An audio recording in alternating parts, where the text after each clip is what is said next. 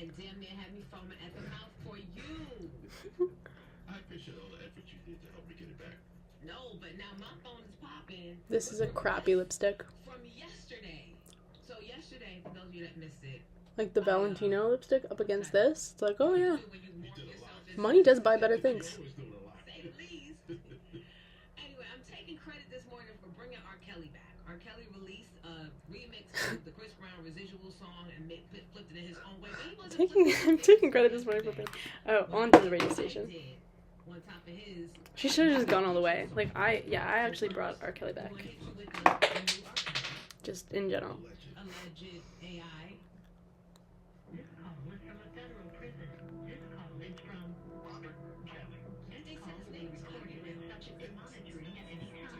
This is not my normal station. WBAI was in the middle of something that I couldn't catch up with.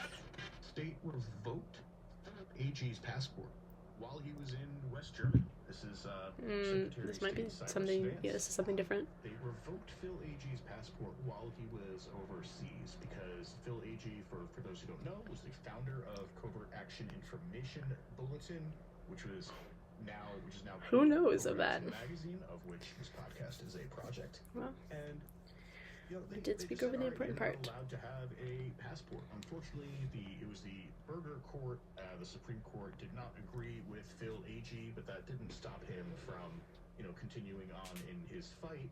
And we can still see that Covert Action. We are here still. We are still fighting. We are still doing the work. So well, it made me think about I lost the cap, but I lost the lid. Such is life. Permanent citizenship status versus taking away somebody's passport, certainly not exactly the same thing, but the way that it's too much foam, so I'm like, do I cut the foam down right now? But to silence, I think I need like an X-Acto knife because I don't want it to be jagged. Or even critics just of Israel. I think that is something that we have Laser to cutter. That'd be awesome. Laser cutter foam. That would smell so bad. Even now to become a citizen of the United States with a swear I just spent so much time flattening my hair. of the Communist Party. This is still a thing that you have Why to spend do. time flattening your hair if not to immediately ruin it, though, is the question. Because why else would you have, like, there would have been no other reason to do it if not to immediately ruin it, because you gotta get that dose of humor in your life, and also vitamins. And, just a couple hours after, I think most people hear this, on Wednesday morning, folks will, get the, will Appreciate know what that happens they're in actually that court hearing. really, like, it makes me depressed, honestly. That's depressed is the word. When there's radio work, like, there's some other elements in here that it's at this time reruns, like replays of things and they don't account for, like, I wish that there was a voice hopping on and being like, oh, by the way, this was last Sunday, and they'll be like, yeah, and this upcoming Sunday, but they actually mean like 2 months ago, and then no one like hops in at the moment to correct it, and that makes me depressed. But this is actually, today is Wednesday, so that's appropriate. Nice. Okay, I had some thoughts. I was reflecting on sexual trauma from my youth that I like just kind of got something new from, which is kind of cool, which is so this thought of like the ideal state is empathizing with all human beings and being like so incredibly clicked with everyone that I could be like, oh, I feel badly, and it's like, oh yeah, that's because like I could see in my mind like the kid in Peru who's currently being abused, and that was like the force of feeling bad. And of course this only exists in a world where like evil and abuse is so very rare that there are like distinguishable instances of it, which we are not in that world. It's everywhere. But I have been thinking for a long time, like, wow, I just can't be like feeling like ideal. I can't be ideal until the world is ideal. I cannot feel everyone's pain until there is like so much less pain, because it would be too much and I would just like die immediately. I would just like self-destruct. But then when I realized is like, what if I already feel everything that everyone else feels, like all at once immediately? And why not believe that? Because I can believe that the good in the world balances out the evil. So for every person who's being abused, there's someone to like equal or greater force who is receiving love. And so I'm already like in click with everyone, all the 8 point whatever billion. And I think that that kind of is the solution to just a lot of things, is like trust before the change. Trust when it is scary. Trust first. Open yourself to being like, yeah, this trust means that like if something goes wrong, then I will be in pain. But it's like that trust kind of means thinking like I'm actually not going to be in pain. And I believe in that right now. So that was a cool little thought to have. Like, I can be ideal before the world is ideal, then I can make the world ideal. That would be cool. And this other thing of like, oh, you can never be ideal as a human. I don't want to believe that. Like, I actually kind of, I don't know, I have this impatience sometimes where I'm like, I need to just like halt all the like life continuing things, like getting a college degree and like going to get food and whatnot, to just like, okay, if I just like really sit down right now and meditate, then I'll just be ideal, and then I could go about the rest of my life. Up against this like thing that was told to me since forever of like, you just can't be ideal as a human, and that's Christianity, right? Like, you're not Jesus, you're never gonna be Jesus. But I want to read the parts that didn't make it into the Bible about Jesus. I feel like Jesus would have said, like, you can in fact be as good as me.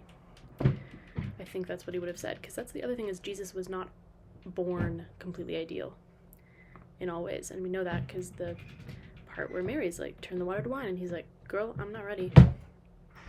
Don't go downing me. Let me take my time, I'll get there. And he did. But that's the thing, is like, he like at some point just became ideal and then had the power of miracles, whereas before he didn't, consistently at least. So I do think that that's like true for all humans, and I do think that it is possible to like actually be ideal, and then like life doesn't have to end like when you become ideal. Like, he chose to die, and that's also the whole thing about Christianity, is like, he died for your sins. But then there's also this thing of like, no one's gonna be ideal when you're on this world, you have to die first and then be ideal. It's like, well, why do we believe that? Is that just like false reasoning? Is that just like faulty logic from, well, Jesus died? I don't know, somehow it's faulty logic on a different basis, because again, there's like that artificial gap between other humans and Jesus. But I do think we could be, they're like circling around a mountain, the birds. I do think we could be ideal in this life, and that like life doesn't end when you become ideal.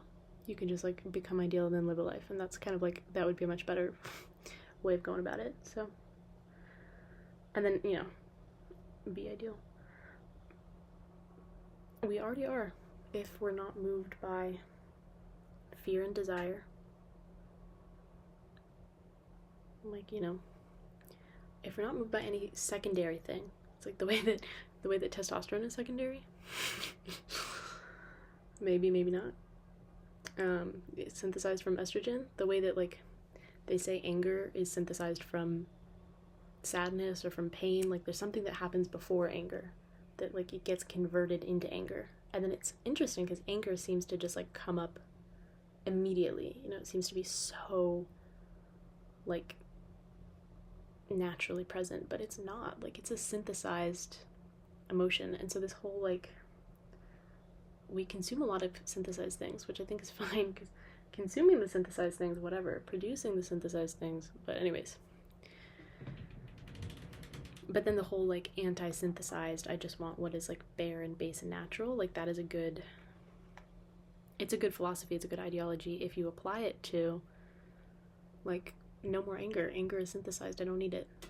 Like, let me just get to the base of my emotion, to just, and I think that would just mean a lot more adult tantrums, a lot more people just like literally screaming like babies.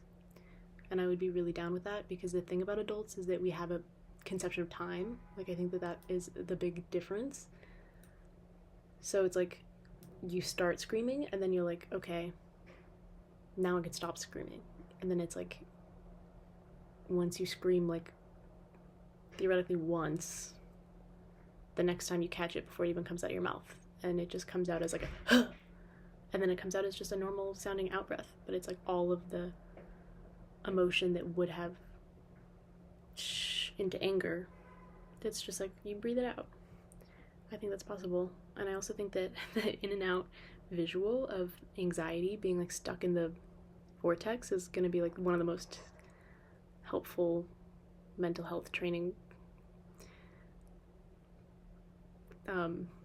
What would you call that? A visual piece of, it's a piece of knowledge. I'm struggling to find an analogy, but it's going to be helpful, I think, for people's mental health to just be like, to think of the in and out vortex and be like, okay, don't get there. And when you're there, get out. Because we get into those vortexes with more than just extreme anxiety. It's like any instance of anger at all is you're in the vortex to the same degree of intensity as the in and out character. In and out. Not the burger, the Inside Out. The animated Disney movie. Which I really did not like that movie, but like that one scene was really, I was like, oh wow, that's useful. Even though I have never experienced anxiety like that. But I was like, yes, still, like, this image is good. And I think, like, very impactful for people who have experienced anxiety like that. Like, I kind of heard in the theater people going like, oh, you know, yeah, I know that. So, we've got the tools already. We can be ideal already. Don't have to wait so long. It's like actually really disgusting because I made my lips black and then I've been like putting this over it, which makes a really nice color together, but the little like, that's a little poopy. That was a little bit of poopy colored right there.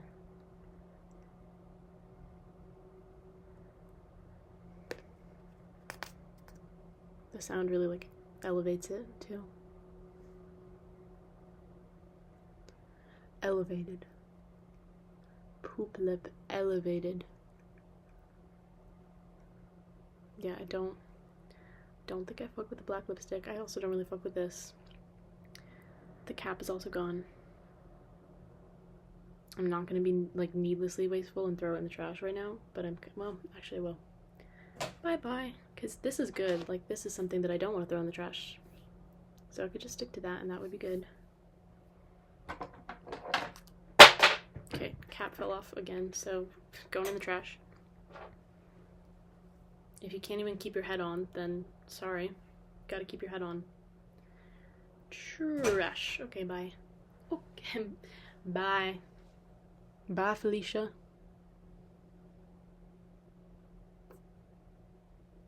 So,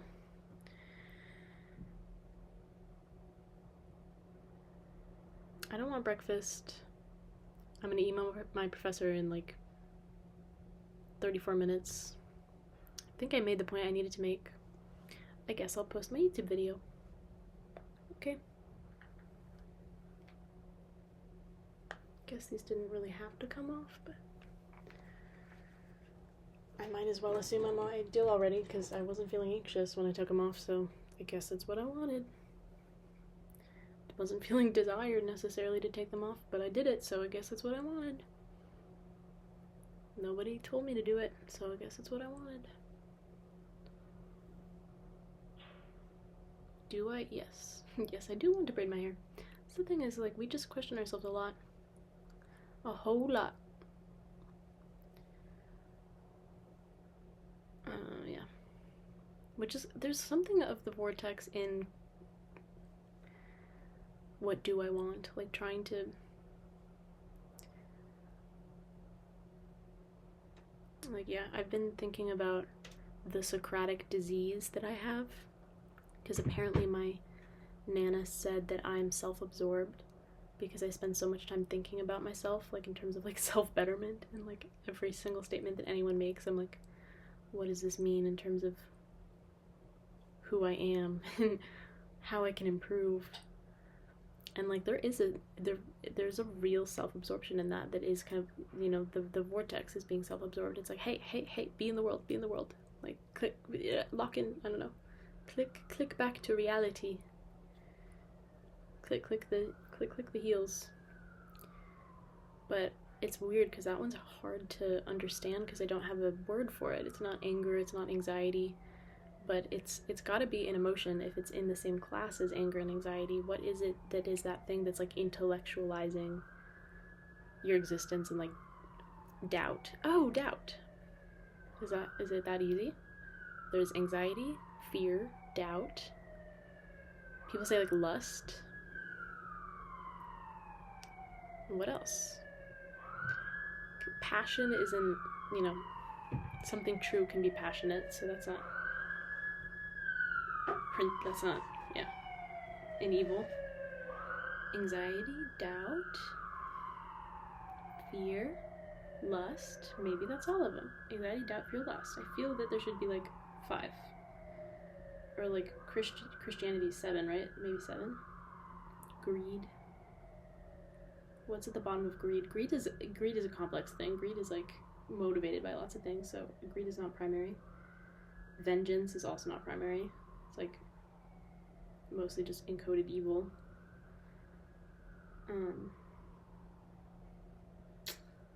That's the thing. The 7 deadly sins are so like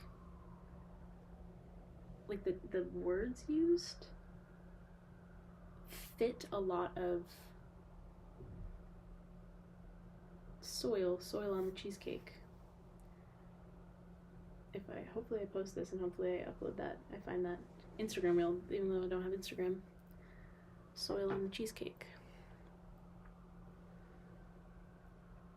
That was like the best Instagram reel I've ever seen.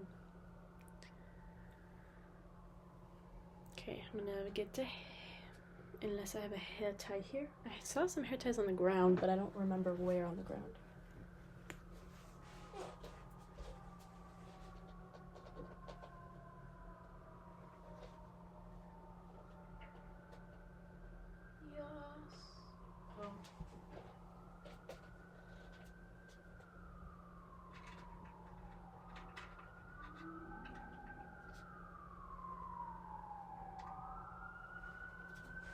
Broken hair tie on the ground. I actually am running out. It's crazy how hair ties run out, because like I know they snap, but I feel like it's a distinct experience when they snap because they don't snap that often, and I also like take them out and put them back in the container, but then like why are there so many missing?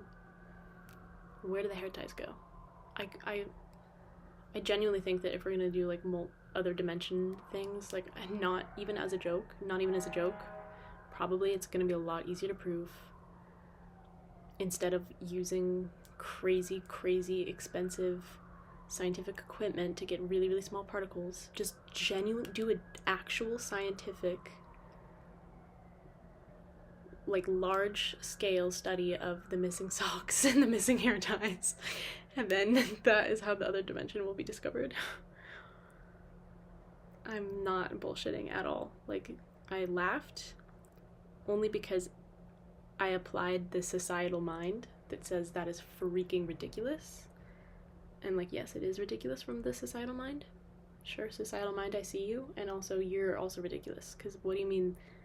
Literally, that's something that every single person experiences. Of just things literally disappearing into nowhere. But then it's like, oh yeah, things just disappear into nowhere. Do. I was like, huh? So, anyways.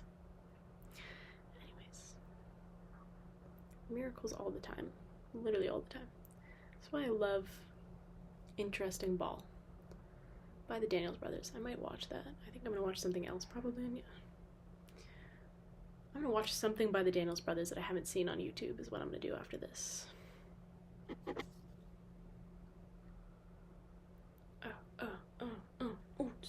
Oots. I'm smelly right now.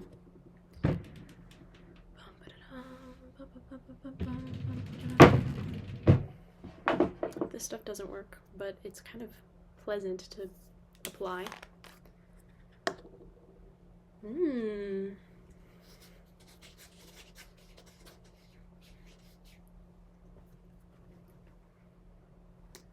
not excessively smelly. I'm a very reasonable amount of smelly. I really do believe in bringing back body smells. Like, mediated body smells. We don't need to,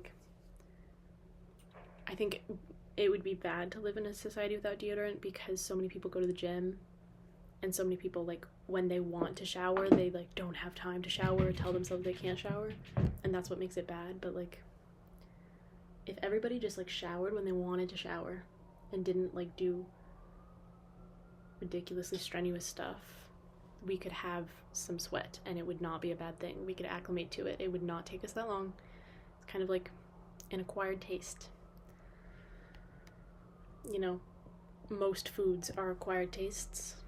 Body odor, if we just like literally got used to it. Like it took me, I will say, like the first few days at a high school, middle school in India where none of the students were wearing deodorant, and it's like tight halls, 80 degrees with 12, 13-year-olds.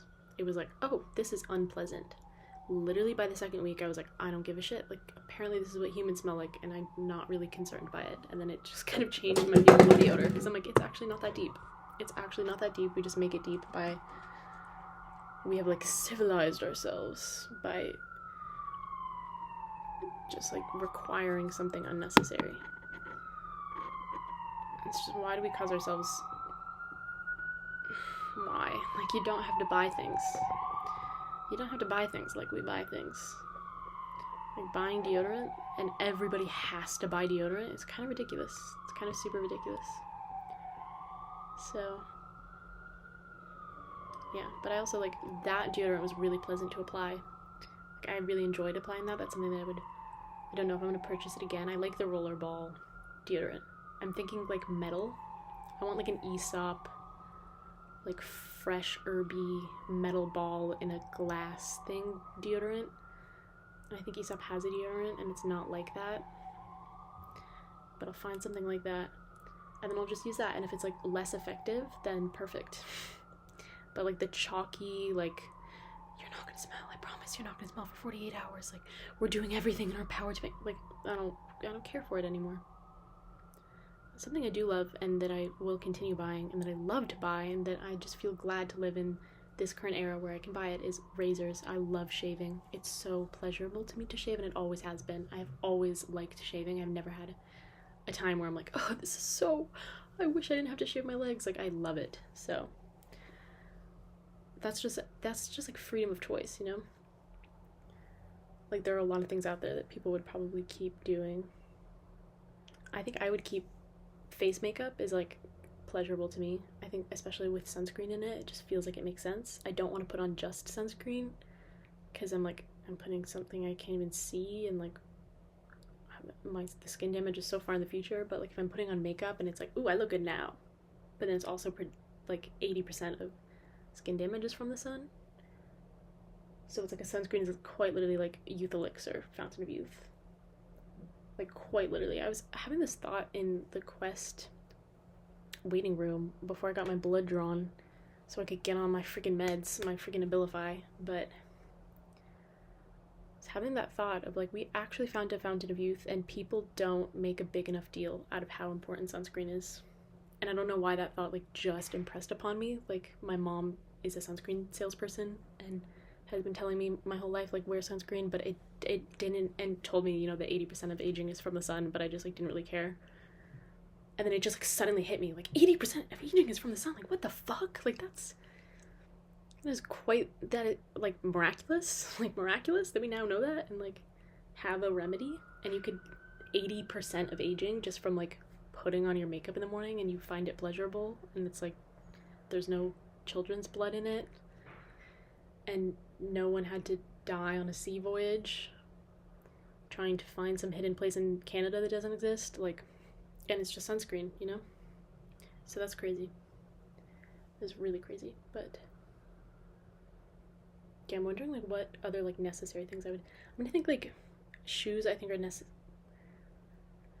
I don't want to walk barefoot, but I want to, like, feel the ground more. So I think, like, I would really, like, pare down shoes. I think shoes are excessive in general.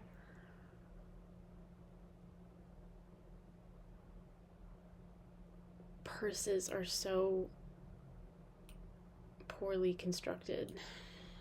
Like, the shoulder pain and everything. Like, but the fanny pack is also poorly constructed. Like, why do we not have a better carrying situation? I don't know.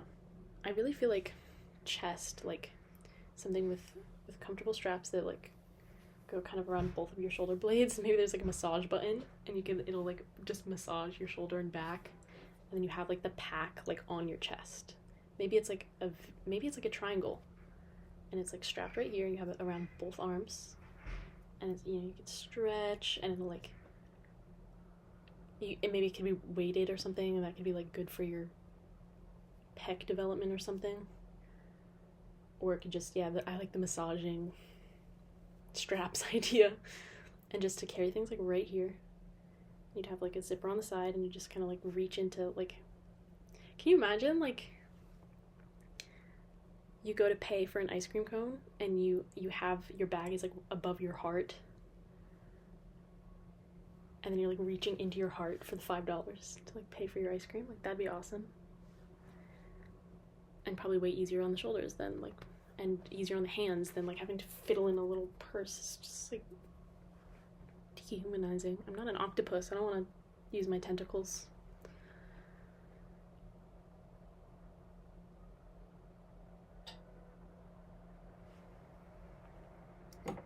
Horses, anyone? Lenticular TV horses? Nay, nay. I heart horse. I should have fucking bought that postcard. I'm such an idiot for not buying that postcard. I'm also an idiot for, it never occurred to me before, literally right now, to buy shirts. Well, I've never been to China, and I don't know where to find it online, that's why. I'm so excited to go to China and to buy a bunch of English t-shirts that are like improperly translated. I'm just gonna like make that my thing, like wearing like improperly translated English Chinese t-shirts.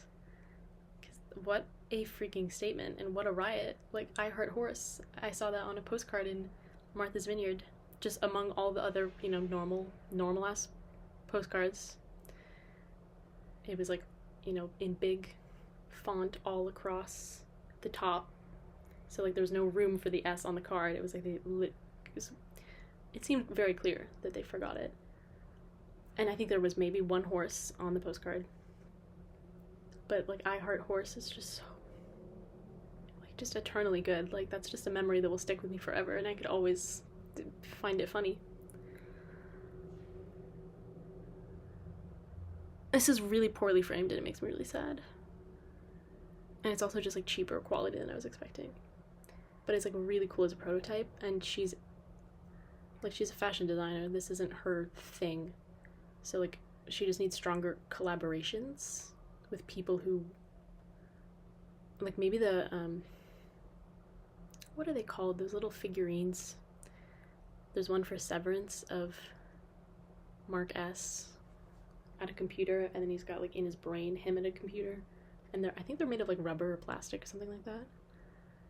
Like, if Lian Huang partnered with those people, because I think they know how to make good, high-quality, like, little objects. And I think, like, that material could also be really good if you, like, made it... I was gonna say holographic, but actually I think it would be better... Where did this... There's, like, no place to put it. I'm putting it on top of the radio.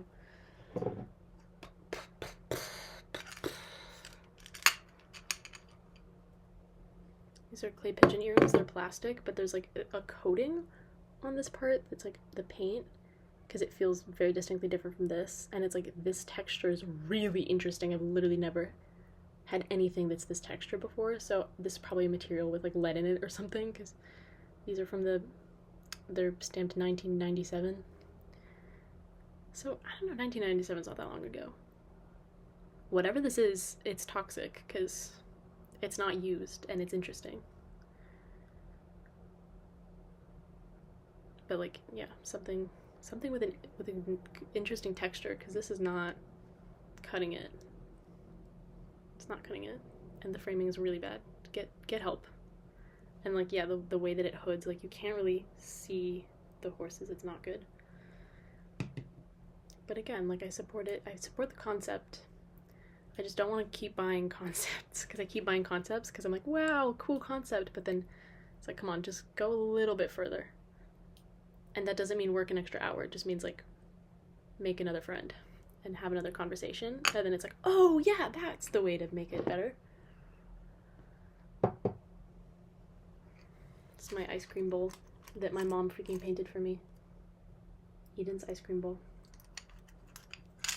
That I would eat ice cream in. I just ate ice cream for breakfast. Breakfast with peanut butter in a little round Jif container.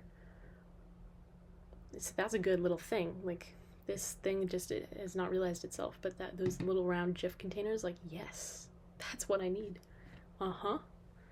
With, I had a grapefruit spoon with serrated edge just for a little spice, a little kick.